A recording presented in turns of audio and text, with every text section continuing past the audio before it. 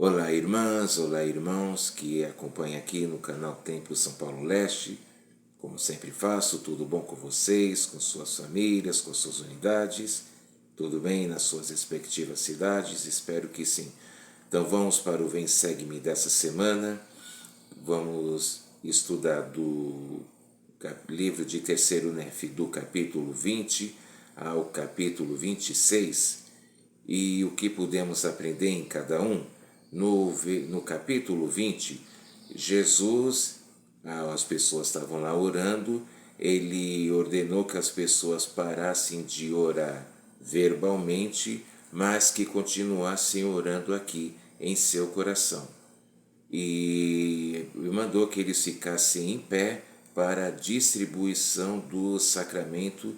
E embora tivesse pouco recurso, tivesse pouco pão lá e vinho e ninguém tivesse levado, ele conseguiu, com o pouco que tinha, lembra do milagre da multiplicação que ele havia feito lá em Jerusalém, transformou 5 pães e 2 peixes em alimento abundante lá para a multidão. A mesma coisa ele fez aqui, ele multiplicou o pão e multiplicou o vinho para que as pessoas pudessem fazer uso, correto? E após isso, a multidão ficou cheia do Espírito Santo e clamaram a Jesus. E quando nós tomamos o sacramento, nós ficamos cheios do Espírito Santo também? Pergunta individual, é claro. E Jesus, ele disse que cumpriu a sua palavra, o mandamento do Pai, em relação a eles, o povo nefita, já que eles eram remanescente da casa de Israel, e cumpriu as palavras e profecias que haviam sido ditas e proferidas pelo profeta Isaías. Vamos para os versículos 12 e 13.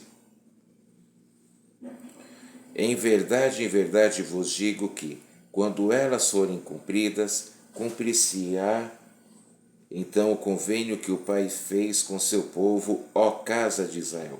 E então os remanescentes que estiverem dispersos pela face da terra serão reunidos do leste e do oeste, do sul e do norte, e terão conhecimento do Senhor seu Deus, que os redimiu. Quer dizer, Jesus enfatizou também as profecias de Isaías, claro, porque, como Nef já tinha dito, grande eram as palavras dele. Os remanescentes de Jacó, que é a casa de Israel, iriam herdar aqui as Américas, e no milênio vai ser construída a Nova Jerusalém, coisa que aprendemos também lá no livro de Doutrina e Convênios, lembrando que eles, Leí, sua família saiu de Irá de Jerusalém, veio para cá, para as Américas, e depois e deram continuidade à vara de Jacó e à vara de José, cada uma em um continente para dar continuidade à casa de Israel, e nós podemos também saber disso mais através da nossa bênção patriarcal, a qual tribo de Israel que cada um de nós pertence. Eu, no meu caso, sou da tribo de Manassés. E você? E por isso, então, todas as profecias que são ditas pelo Senhor são cumpridas, cada uma, obviamente, no seu devido tempo. E Jesus também enfatizou as profecias de Samuel Lamanita e os convênios com Abraão e as bênçãos do povo nefita, está ali vendo ele pessoalmente. Que maravilha! E mal vejo a hora também de Jesus voltar aqui na terra. E ele continuou falando para o povo vigiar, orar, a ser limpo de coração. Claro, também temos que ser limpos fisicamente, mas nossos pensamentos e nossos intentos devem ser limpos também, para que assim a gente possa se purificar e possa nos aproximar cada vez mais dele, do nosso Pai Celestial. E aqui falamos o convênio de Abraão, só reenfatizando, o Senhor havia prometido a Abraão que ele seria, Abraão, pai de multidões de nações. E a profecia é cumprida, e assim foi indo, ele teve seus filhos. Então há dois tipos de pessoas que são descendentes de Abraão, umas que são da linhagem direta a pessoa pode descobrir ao receber a bênção patriarcal, e nós também, ao nos tornarmos membros da Igreja de Jesus Cristo dos Santos Últimos Dias, nós também fazemos parte da semente de Abraão por adoção, caso a gente não seja de sangue, tá ok?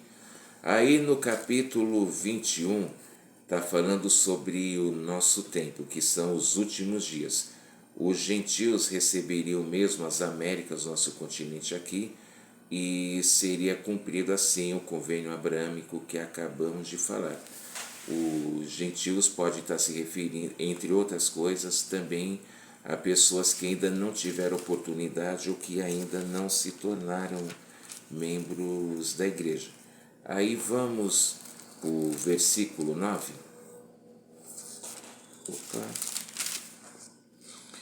Porque naquele dia, por amor a mim, fará o Pai uma obra que será grande e maravilhosa no meio deles, e haverá entre eles quem nela não creia, embora um homem lhe declare. Mais uma profecia de Isaías, que o Senhor está citando aqui. Lá em Isaías, no capítulo 29, ele fala que ia fazer uma obra maravilhosa e um assombro, que é o que? A restauração do Evangelho verdadeiro aqui nesses últimos dias, que com a restauração da igreja, que foi em 1830, no dia 6 de abril, através do profeta Joseph Smith, e a igreja desde então tem crescendo.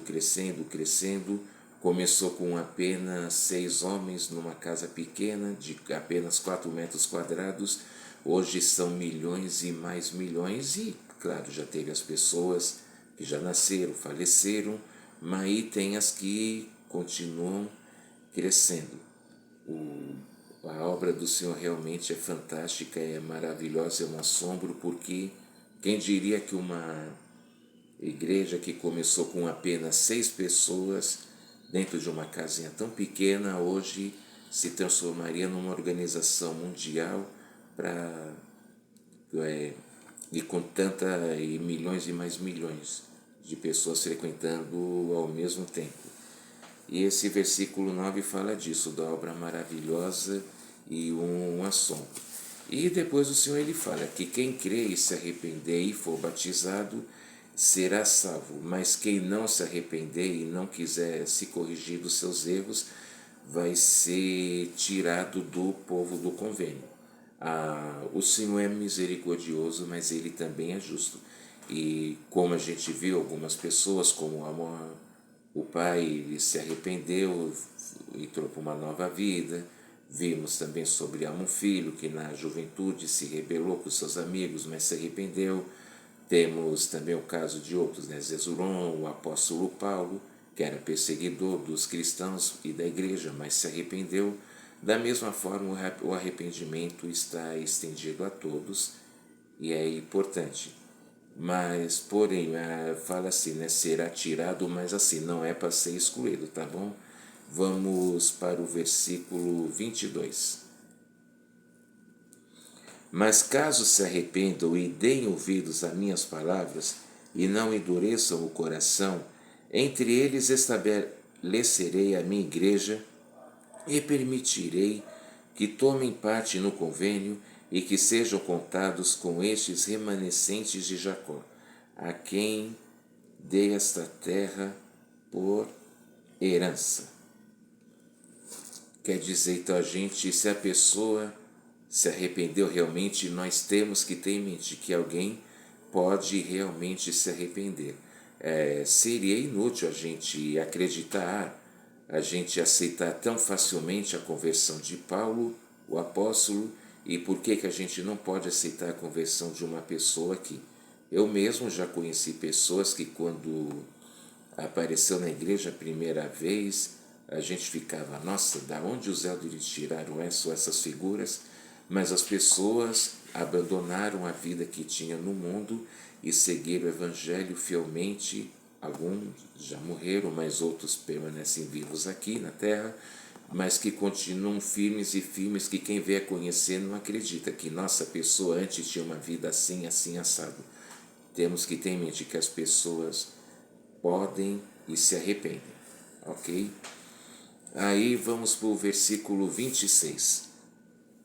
E nesse dia começará a obra do Pai, quando este evangelho for pregado aos remanescentes deste povo. Em verdade vos digo que nesse dia a obra do Pai começará entre todos os dispersos de meu povo, sim, mesmo nas tribos perdidas que o Pai tirou de Jerusalém. Está falando realmente aqui desse nosso tempo, os últimos dias, e fala que vai continuar a coligação de Israel. E como nós podemos ajudar na coligação de Israel? Dando referência aos missionários, jovens, rapazes e moças, mas principalmente aos rapazes que é mandamento de todo o coração sair para servir uma missão de tempo integral, as moças que têm o desejo pode, um casal aposentado, que já tiver os filhos grandes, bem crescido, criado, também pode ir fazer esse serviço. E nós também, hoje em dia, podemos usar as redes sociais para, e devemos, por que não dizer assim, as redes sociais para poder falar do Evangelho, colocar escrituras, citações, gravuras. Eu mesmo, não só pelo canal, mas antes mesmo eu já procurava fazer isso. É sempre bom, as pessoas, já tem pessoas que aos poucos vão sendo tocadas ou vão vendo e vão gostando e vão se interessando mais pela igreja e pelo Evangelho.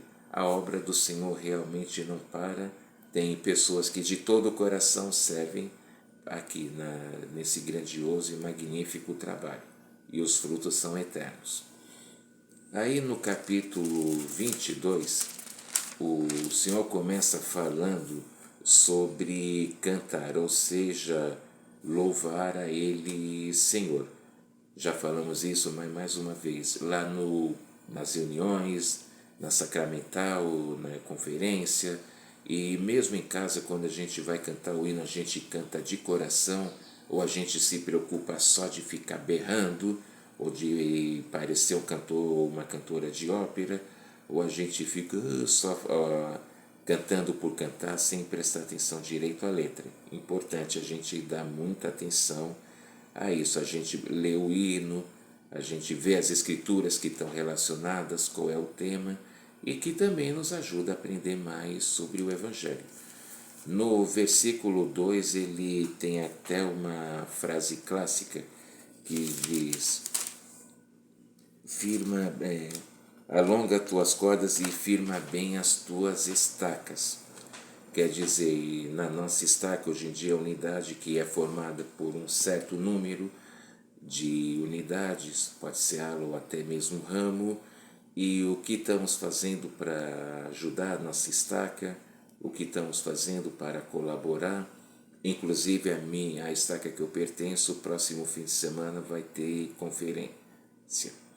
E nós realmente, quando tem a conferência, a gente procura ir, procura se desenvolver, procura saber mais sobre nossos chamados. É uma oportunidade excelente também para podermos apresentar a igreja a outras pessoas. É uma experiência bem gratificante. Eu, particularmente, sempre gostei e gosto muito de conferências. Na missão, eu gostava muito da conferência que reunia os outros missionários ali, da onde a gente estava participando, mais próximo. E é sempre uma experiência grandiosa rever os irmãos, as irmãs das outras unidades, as outras alas, e a gente se fortalecer e também desfrutar da irmandade. A casa de Israel vai ser reunida em misericórdia, conforme agora vamos ler no versículo 5. Porque o teu Criador, teu marido, Senhor dos Exércitos, é o seu nome, e teu Redentor, o Santo de Israel, será chamado o Deus de toda a terra. Os outros versículos também falam sobre isso, mas a gente aqui mais uma vez reconhecendo que o nosso Deus é o nosso Pai, a Ele que nós devemos servir, procurar ser perfeitos como Ele é. Depois o Senhor ele falou que a terra não seria mais inundada como no tempo do dilúvio, que foi lá na época de Noé. Aí vocês podem me perguntar, mas irmão Ari, a gente tem visto tanta enchente, tanta chuva, tanta tempestade, os furacões e tudo mais. E sim, é verdade, isso são sinais da segunda vinda. Cada vez, como diz o hino, os sinais de sua vinda mais se mostram. Cada vez a gente viu esse furacão nos Estados Unidos, que foi tão forte que provocou até tornados, mas o Senhor, ele prometeu que a terra não vai ser mais alagada e vai ficar inundada como o foi na época de Noé. Senão, já imaginou que situação, né? Dá realmente arrepios em imaginar tanta água como foi naquele tempo. E então, mas independente, o que nós podemos fazer também para evitar isso? Nós temos retidão. A família de Noé, no caso, se formou porque ele, com sua esposa, seus 3 filhos, cada um com as suas respectivas esposas, ao todo 8 pessoas, eles se salvaram. Por quê?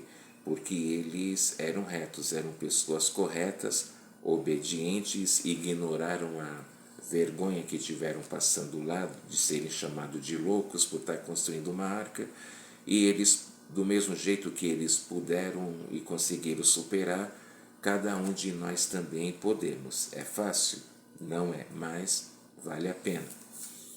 Aí no capítulo 23, no versículo 1, Jesus ele ordena a ler e estudar as Escrituras. Ele mais uma vez enaltece as palavras de Isaías e suas profecias, que as profecias de Isaías tinha as do tempo dele, tinha as da época de Jesus e tem agora a dos últimos dias. As da época dele e a época de Jesus aqui na terra, com certeza, foram todas cumpridas, e a desses últimos dias estão se cumprindo.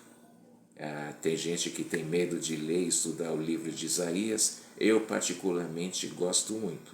A gente aprende bastante, mesmo com o recurso zero que ele possuía, mas ele descreveu da sabedoria que ele possuía como as coisas que ele viu aqui, nesses últimos dias.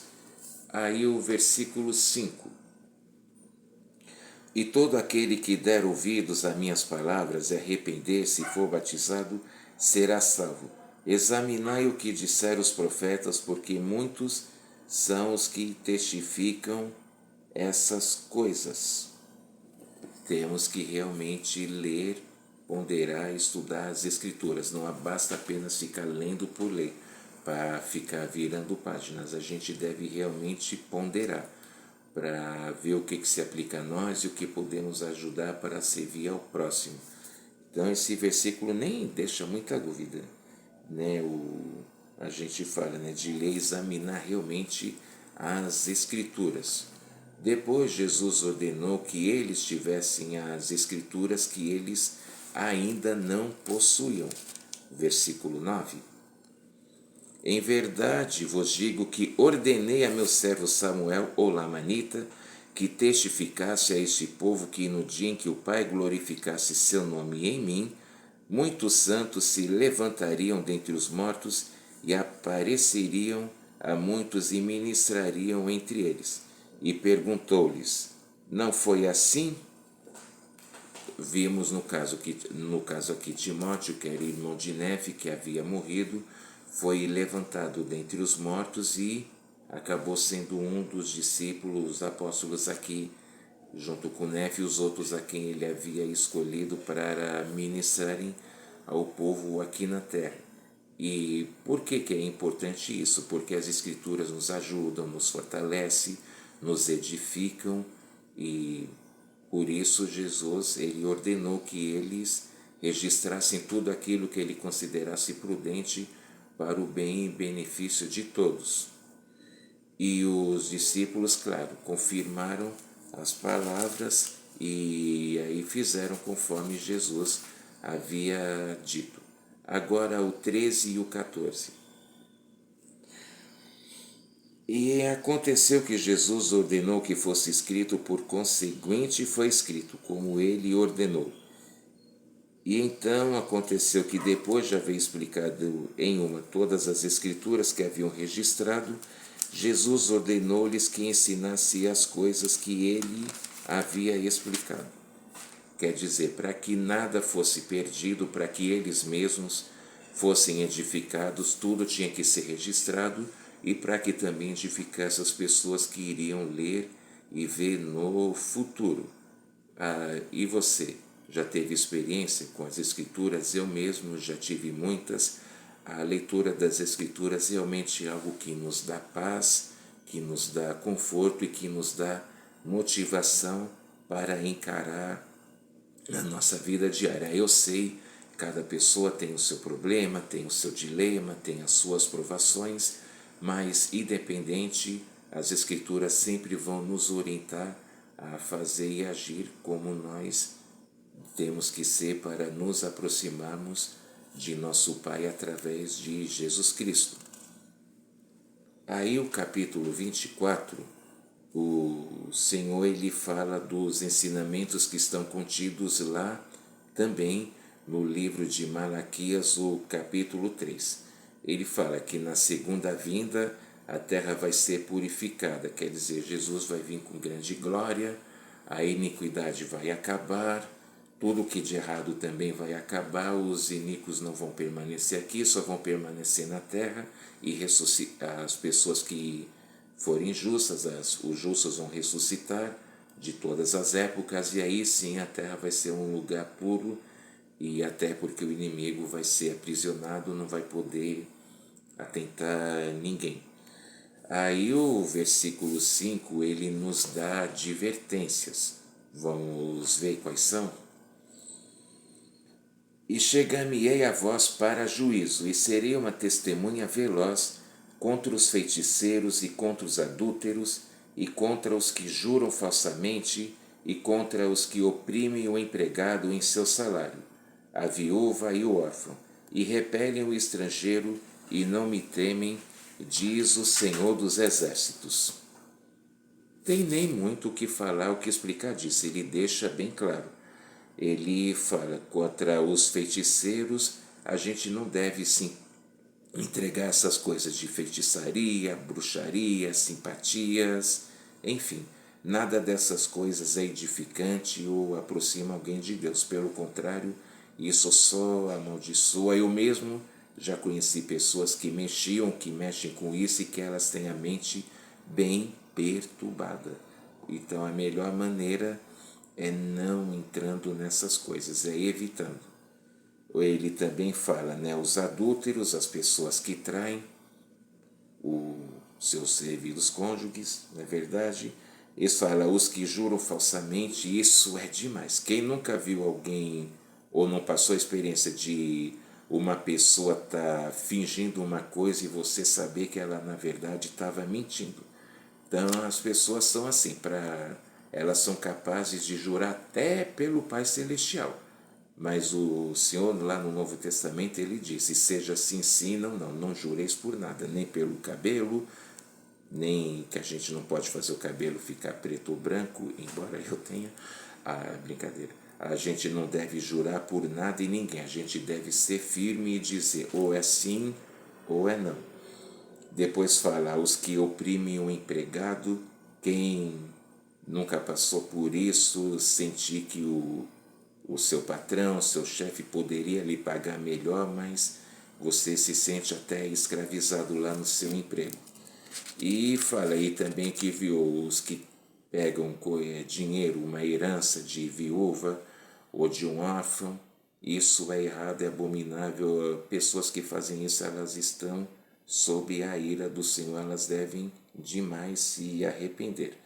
E o estrangeiro, se a gente vê que uma pessoa é de uma outra nacionalidade, a gente deve tratá-la bem, independente se é aqui das Américas, se ela é latina, africana, asiática, europeia ou da Oceania, não importa. Temos que ter em mente que todas as pessoas, independente da nacionalidade ou tom de pele, são iguais perante o Senhor derramou seu sangue por todos e o Pai Celestial também, claro, tem amor por cada um de seus filhos, tá bom? E aí, no 7 fala que o povo estava em apostasia, quer dizer, aquilo que nos afasta de Deus. Devido às ordenanças, a gente já falou isso, as ordenanças a gente recebe por revelação, a gente não deve fazer nem menos e nem mais, a gente não deve passar disso. A gente, se tiver alguma dúvida, procure seu líder do sacerdócio, consulte os manuais e, importante também, na conferência e nas aulas sempre é ensinado um treinamento a respeito de como realizar uma ordenança. Tá ok? Aí vamos para os clássicos versículos 8 e 9. Roubará o homem a Deus? Todavia vós me roubais e dizeis, em que te roubamos? Nos dízimos e nas ofertas. Com maldição sois amaldiçoados, porque me roubastes a mim, vós, toda a nação. O dízimo e as ofertas a gente vê, foi ensinado aqui ao povo nefita, como já havia sido ensinado lá o povo em Jerusalém, e algumas pessoas, mas por que fazer o dízimo? Por que isso? Por que aquilo? O dízimo e as ofertas são ajudar, através do dinheiro do dízimo nós sabemos que é construído capelas, os templos, os materiais que precisamos usar na igreja, e nas ofertas é ajudado as pessoas que estão necessitadas. Quase sempre em algum lugar tem alguma família, alguma pessoa que está desempregada, família passando por necessidades. Foi muita doação foi feita, por exemplo, mais uma vez lá nas vítimas das enchentes do Rio Grande do Sul, que teve lá em maio desse ano, vítimas de terremoto, tragédias, enfim.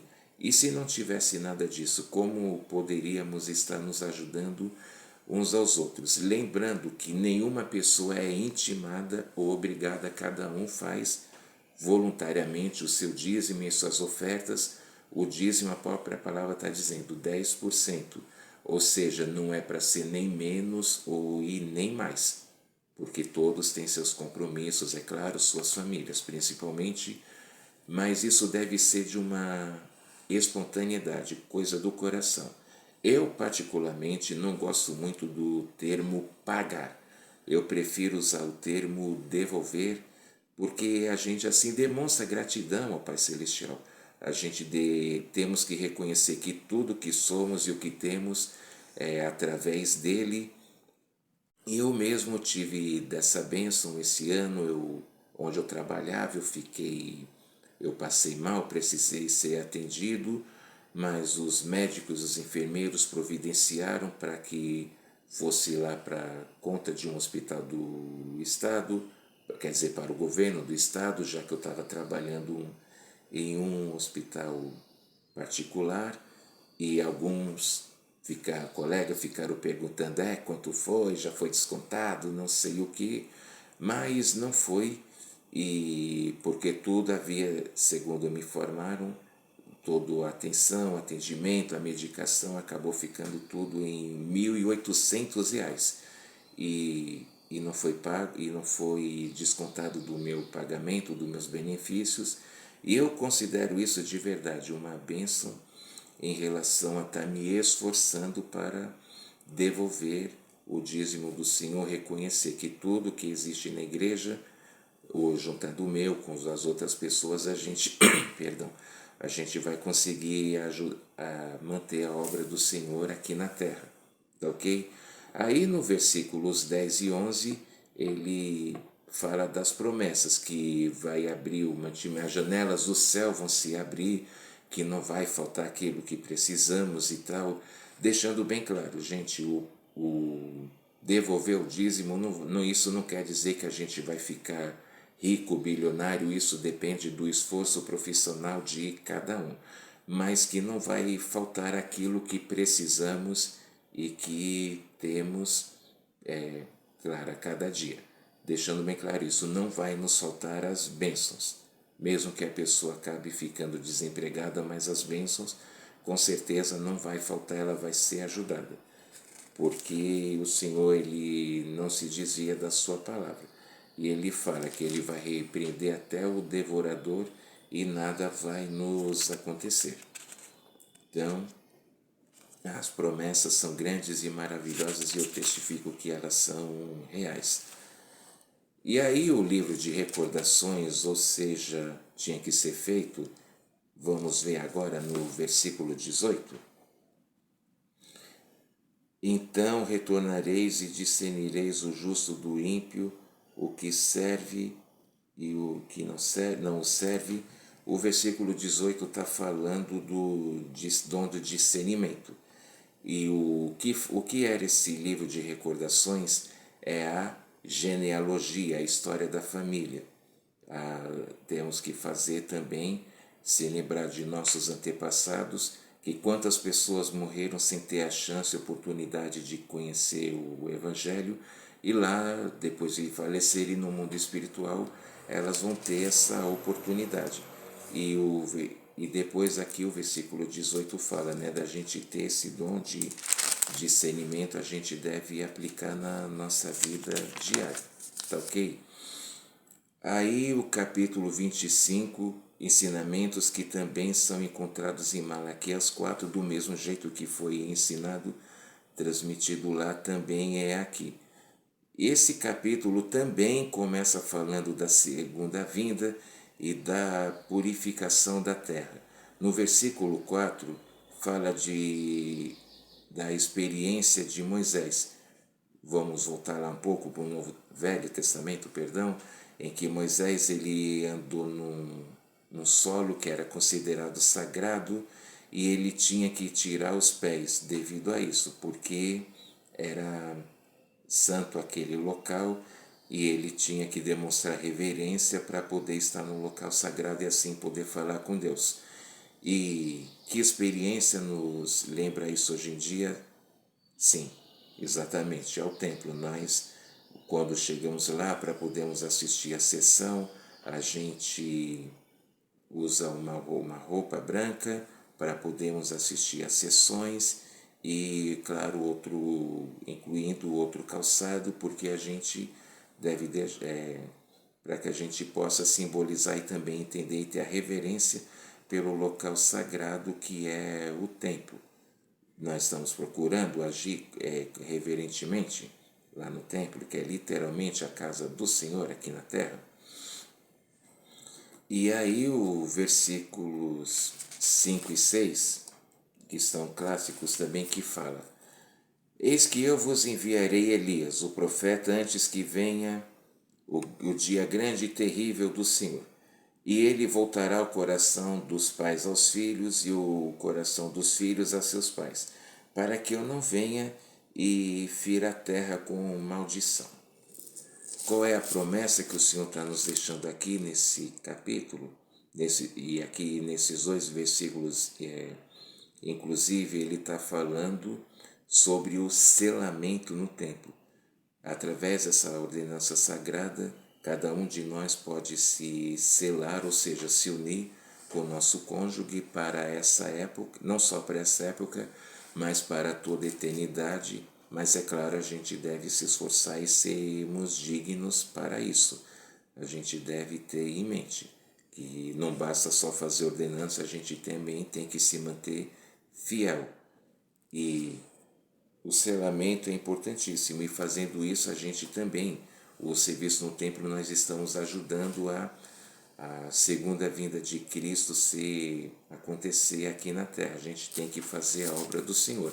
Eu tenho a bênção de estar selado com a minha família, e experiência marcante, maravilhosa. A cada aniversário eu gosto desse acontecimento grandioso, maravilhoso. Eu gosto de postar foto lá nos meus status, nas redes sociais.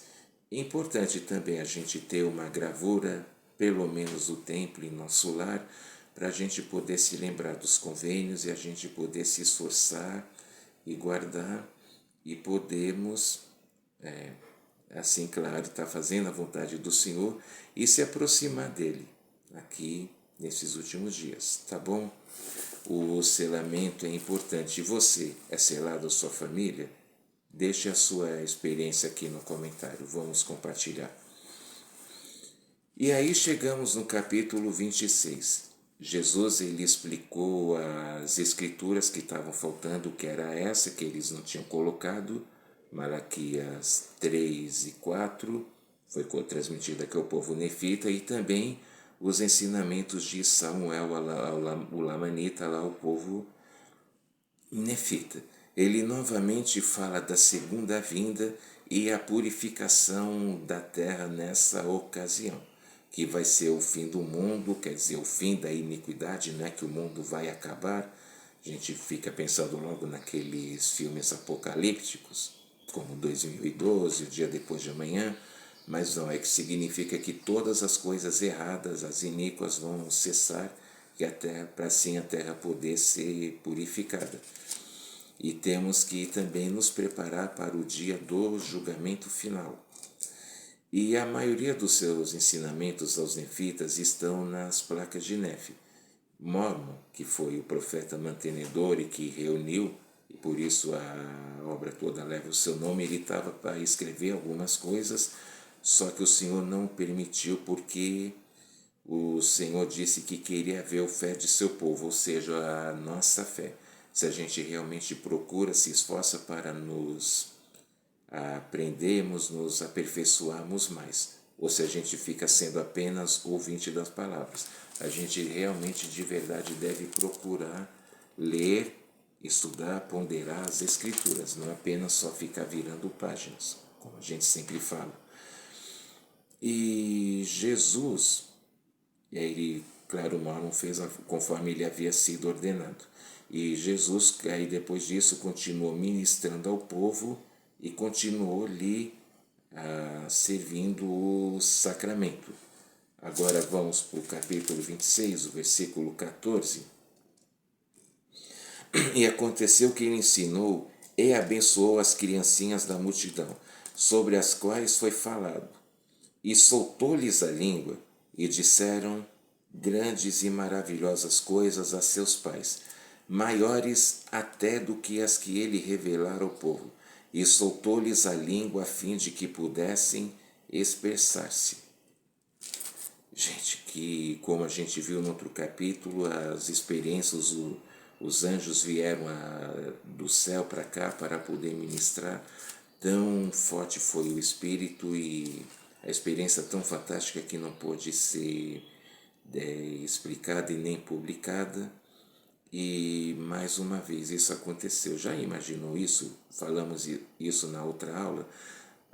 O Espírito está tão forte que o céu se abrir e anjos vierem descer e as crianças soltarem a língua e falarem coisas magníficas e extraordinárias.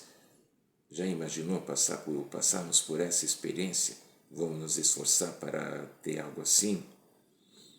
E nos versículos 15 e 16 ele continuaram as curas e os milagres, ou seja, continuou sendo curado quem estava cego, aleijado, leproso, alguma coisa assim, os milagres e as curas. E nós podemos também ter esses milagres e curas. Hoje em dia existem as bênçãos do sacerdócio e nós vamos ser curados de acordo com a nossa fé e de acordo, claro, com a vontade do Pai Celestial.